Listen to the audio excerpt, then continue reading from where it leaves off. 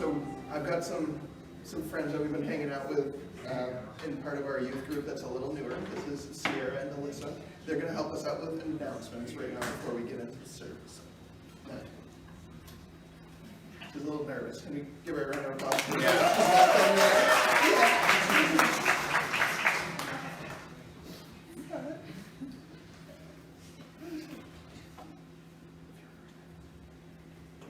If you are a first, second, or third time visitors, text welcome to 603-392-7511 and it will give you the updates of Hope Chapel.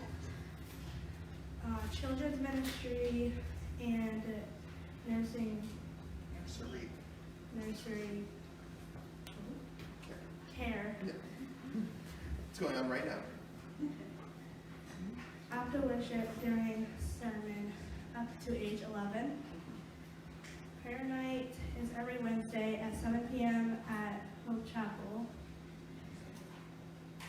Youth group event ages 12 to 18, Friday, May 28th to 6 to 8 p.m. And lunch is after the service.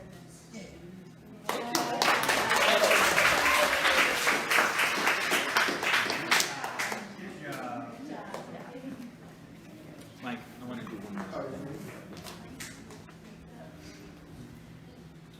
So, it's been a big year of challenges for a lot of people, has it not? Well, as a body of believers, we still have a lot of challenges we're going through. We've had some illness, we've had some home challenges, job challenges. This week in particular, we just need to all be in prayer for both Mike and Ruth Farnham. And Mike is currently in the hospital, and we are praying for him. He's been diagnosed with COVID, but it's lower, it's not breathing, it's lower intestine right now. And so we just need to be in prayer for him. And in the Maid family, Joyce, her back broke again.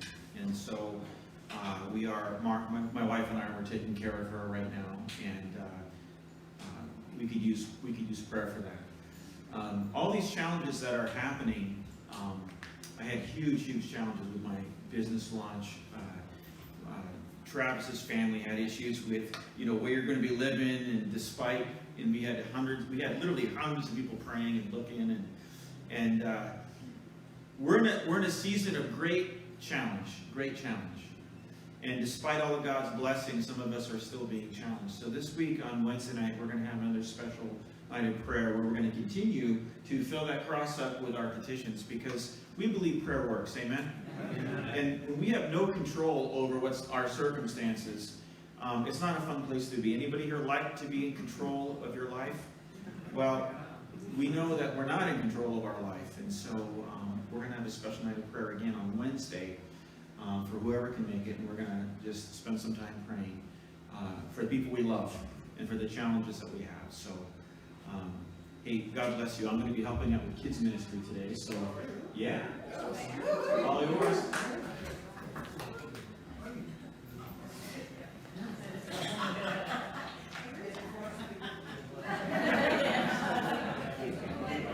I'm kind of worried with him going downstairs. He might never come back up.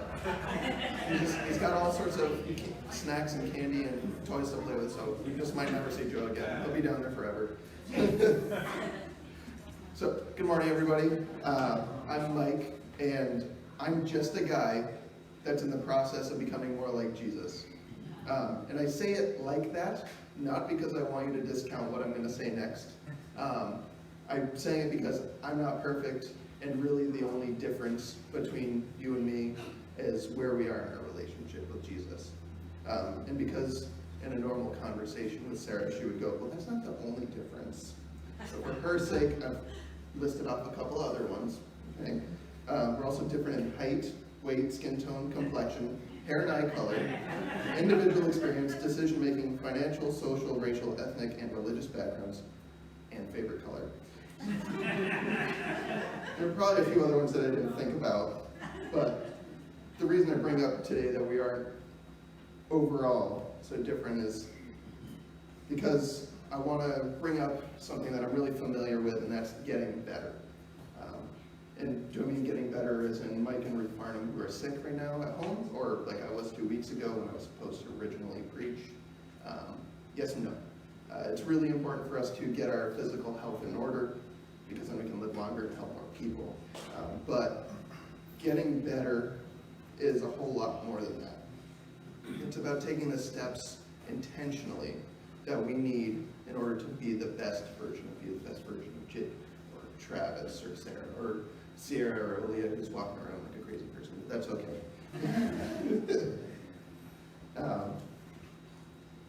And getting better, like I said, I'm just really familiar with.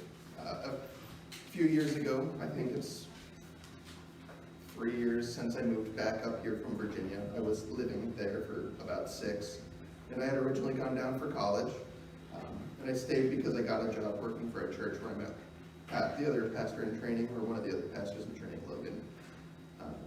And at that church, I had participated in and helped run a 12-step program that helps people overcome their hurts, habits, and hang-ups.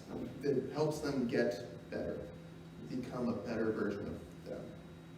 So when I moved back up here, I still had a lot of those hurts, habits, and hang-ups that had come with me through the 12-step process, and I knew I needed to get more help. So I chose to get some professional help for my depression and anxiety because I didn't like the way my life was. I wanted to get better. So for a while I did counseling twice a week and took medication for depression. And if anybody's done counseling, you know twice a week is insanity. I don't know how I did it, but I did. But about a year of doing that, I was able to stop taking the depression medication, and my therapist kind of said, I think you're fine, you don't need to come back here anymore unless something really bad happens. So I got to graduate, which is great. But even after that, I haven't stopped trying to get better. Not because I absolutely have to. My life would have been fine if I had just stopped there and skated by. But I want my life to be amazing. I want to be able to help people. I want to make a difference in other people's lives. And I want to change the world. So if you also want to start working on getting better and becoming a best version of you, I've got a few steps that work for me, and I think that it can help everybody else too. Let's say, everybody say step 1. Step 1. It's a good start. Define your strengths and weaknesses. So identifying your strengths is not something people talk about a lot, but it's just as important to being the best version of you as finding your weaknesses. Identifying your strengths helps you find where you'll be useful in an organization or in your family, and find the most productive ways for you to build these relationships. If you don't know your strengths, you'll forever be overwhelmed by your weaknesses. But I think that we can all agree that accepting our weaknesses is just really, really, really hard. Especially me. I'm really stubborn, and I hate admitting I'm wrong. Sarah can attest to that. It takes me about 20 minutes after she goes, you're being a little irrational, for me to go, you're right, but I'm not happy about it. So accepting our weaknesses is the other part of step 1. And the only way that I've gotten to that point where I can accept and admit to Sarah that I'm wrong is after having participated in the 12-step programs. It's just become a lot easier, which 20 minutes is not easy. But it makes it possible for me to admit that in most problems that I need help. I'm weak and I'm just me. Admitting that we aren't enough is the first step towards becoming better. That's why in every 12-step program, whether or not it's Celebrate Recovery, AA, NA, or some other homemade support group, or about a billion other ones that are all awesome, the first step usually reads something like this. We admitted we were powerless over our addictions and compulsive behaviors, and that our lives had become unmanageable. And I'm just going to derail for a second. Addictions tend to be really visible. We can usually see when an addiction has taken hold of someone in our community, but addiction can kind of arise in each one of us. It's something so much more than just substance abuse or something like that, but it is that too. Each and every one of us probably has one. Like, most common is coffee. A lot of people's personality will actually change if you don't have your cup of joe in the morning. And that's an addiction, not a life-threatening one, but it's an addiction. Other people are addicted to eating food because it helps avoid feelings. And those are slow killers. They're not going to kill you like heroin will. And recently we actually heard a testimony from the Corbins how they overcame their struggles with food, which is awesome. And it's super cool to see that happen in people, because it's not an easy journey to get out of it. But it's something we should celebrate nonetheless. And I was going to point out Josh, but he's not here today, so we'll just skip it. But compare that story of victory to some of the addiction that's happened in my family. Many people in my family, including me, have struggled with addiction of various sorts. Like, a good chunk of them have been alcoholics, some of them have dealt with other substances and sex addiction. For me, I smoked for a period of time, but I had an uncle that had all the addictions throughout his life. He never wanted to get better. He never identified that these things were problems. He just wanted to feel better. My family and I wanted him to get better. I wanted him so much to get better that I actually joined those 12-step programs in Virginia so that I could come back and save him, because for some reason I thought I was a messiah, but he didn't want to get better, so he ended up overdosing and dying of heroin. But I don't want to make this big addiction recovery sermon, so let me just move on to compulsions. Compulsions, unlike addictions, aren't always so easy to see. They sometimes manifest as a knee-jerk reaction in times of stress, but our behavior tends towards these sort of bad things. For about 20 years, my dad's compulsion when he got stressed out was just turn on the TV and watch.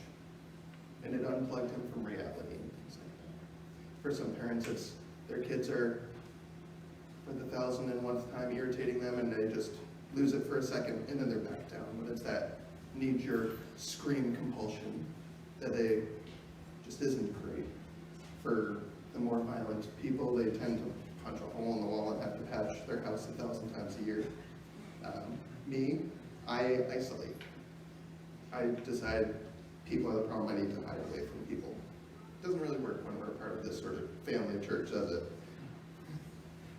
But that's why we need help, coming together and kind of working on the compulsions and beating it out of each other. So, but for about a year I smoked, and quitting was miserable. But I had to actually admit that this was a problem, that I was weak in this area before I was able to move on towards overcoming it. And smoking had started off as a habit when I was around friends, and that had turned into a compulsion when I got stressed, and then an addiction when the addictive personality came in. But again, I don't want this to be a 12-step talk, so let's go back to the first step. We have to admit where we're weak before we can start becoming stronger in those areas. Yes. Now we're going to move on to step 2. Everybody say step 2. Step 2. Come on, Sarah, you can do it one more time. Everybody say step 2. Step 2. Oh, come on. Okay, I'll try that. Yeah, we're getting there. Step 2 is finding a partner. The Bible says in Ecclesiastes 4:9-12, 2 are better than 1, because they have a good return for their labor. If either of them falls down, one can help the other up. But pity anyone who falls and has no one to help them up. Also, if 2 lie down together, they will keep warm. But how can one keep warm alone? Though one may be overpowered, 2 can defend themselves. A cord of 3 strands is not easily broken. Did you hear that? 2 is better than 1, and 3 is better than 2. And a lot of this is me preaching to myself, trying to get me to fix my own problems of isolating. But as a human, you're made in the image of God, and you're not designed to be alone. When you or me isolate from other people, you only hear one person's opinion, adds me a time. And a lot of the times it just sounds like nuttiness, even though it's just me. So in order to get better, we need community. We need accountability.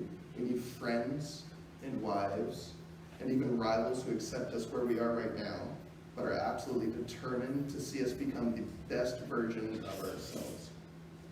Ideally, we'll find that person that's strong where we're weak, so that they can help us be a partner and grow as a human. So I talked about a lot of things that I've struggled with, but right now I'm working on not being too harsh. I tend to just go absolutely not and shut a lot of people down really quickly, and it's something that I'm actively working on. For a long time, if somebody wronged me, I just cut them out because my tendency is to isolate, so it's easier just to get rid of them. It was kind of a rough realization when a pastoral mentor said, if you keep this up, you'll be a church of one person. So the people that God put in my life to build me up ended up being a lot better at showing grace. Like Joe and Sarah Nathaniel, Luke and Patrick, they're all really good at responding with patience and grace to people. And it's something I'm working on. Which leads everybody to step 3. Say step 3. Step 3. I got one of the 3 of them. That's a good start. Step 3 is confession to your partner that you found. When we find the people that we want to walk with through our struggles, we can only start getting better where we're weak by sharing them with people that know how to get through it. Sometimes God will put somebody in your life that will kind of point out the areas that you're weak in. Like, I didn't want to admit that I was really harsh and kind of a dink sometimes. But God put those people in my life to slap me upside the head when I needed it. When we find a godly person to help with the process, and we don't confess, we end up repeating the same thing over and over and over again. When another person that can call us on that stuff, and we become accountable. They call me on my junk, and they help us move forward towards becoming that better version of me. And recently I had something of a public accountability session. Like, Sarah and I went to Hinsdale and I preached for the first time in 3 years at my dad's church. I'd originally moved back from Virginia to New Hampshire with the idea that I was going to help their church grow. But for the church, it just, one day I up and vanished. And for those of you that weren't here when I shared my testimony, I was previously married, and I started coming to this church in the process of the divorce. And it's only by the grace of God that I have any sort of opportunity to do right by Sarah, which is awesome. But to summarize the previous relationship really quickly, I didn't admit my weaknesses or faults and was stubborn and pig-headed and charged forward and didn't rely on other people and fell into like prideful sin. So when I stumbled, my ex, who was not from a Christian family, didn't have a backing at all, left in a really painful, kind of public way. That just made it very painful to go back to the church that we had gone to together. And at that small, tiny church of 20 people, everybody knew, or it felt like they knew, and if they didn't, it felt like they did. It was hard to find accountability there too, because everybody saw me as the guy that had just had his wife leave. They saw me as broken. And I needed that. I kept doing stupid stuff without accountability, and I needed somebody to call me on that stuff. So 3 years from the last time I preached, I went there and told them what happened, the whole thing, A to Z. So, not because I needed to do any of that. I didn't need to go back there. I'm here. This is my church. You guys are my people. You're my family. I want you to be accountable with me, and I want to be accountable with you. But I wanted to show the members there how I've gotten from that to where I am today, that there is a change in me. And I want those people to feel comfortable coming forward and challenging me, because they didn't before. I was kind of shut off from everybody, and they weren't comfortable to me to challenge me to become a better version, to be raw and real. And for the people that I've interacted with, I'm very raw and real all the time. And I'm trying to bring it here as much as anyone else. And that leads me to step 4. Let's go, step 4. Step 4. Come on, one more time. Everybody say step 4. Step 4. Come on, Alyssa. What? Just once. I won't pick on you after this, okay? You got it? Please? Please? Please? Okay, we'll move on. But that is step 4, is to trust God to finish the process. Like I was saying with step 1, I'm not strong. Like there are certain things I'm good at. I'm weak in a lot of areas of my life. Then to step 2 and 3, I need a partner to help me do that, because I can't do it alone. But when we get better, we spend a lot of time struggling. If you've ever overcome like some sort of addiction, a lot of it is you stumbling over yourself and then having to pick yourself back up, dusting yourself off and wondering, can I do this? Am I actually able to beat this thing? Because just so you know, you are not your weaknesses.